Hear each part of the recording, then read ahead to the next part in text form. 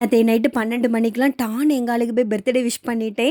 அவங்களும் அப்படிதான் ஒவ்வொரு பர்த்டேயும் கரெக்ட்டா எனக்கு விஷ் பண்ணிருவாங்க.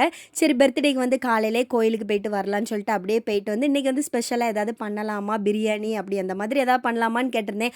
ஆனா அவங்களுக்கு பெரிய அளவுல இஷ்டம் இல்ல. ஏன்னா சண்டே தான் பிரியாணி, மட்டன் கிரேவி அந்த மாரி எல்லாம் சாப்பிட்டேன். இன்னைக்கு வந்து எப்போது போலயே மீன் வாங்கியே வச்சிரலான்னு சொல்லிட்டு, மீன் வந்து மீன் வாங்கிட்டு வந்திருந்தாங்க. அதுவும் கொஞ்சம் நெறையாவே வாங்கிட்டு வந்திருந்தாங்க. சரி ஃபர்ஸ்ட்டு வந்து மீன் குழம்பு வச்சுட்டு அப்படியே வந்து கொஞ்சம் போல பொரிச்சுக்கலான்னு சொல்லிட்டு ஒரு 5, 6 துண்டு போல எடுத்து பொரிச்சுக்கிட்டேன். ஆனா மீன் குழம்பு தான் கொஞ்சம் தண்ணியாயி போச்சு. ஆனா இதெல்லாம் கொஞ்சம் கட்டியா வச்சா தான் மீன் நல்லாயிருக்கும். ஆனா மீன் குழம்பு வந்து தண்ணியா இருந்தாலுமே ரொம்ப நல்லா இருந்துச்சு. அதுக்கப்புறம் மீனையும் பொரிச்சுட்டு அப்படியே வந்து பொரியல் வச்சிருந்தேன். அது வந்து கோவக்கா பொரியல் தான்.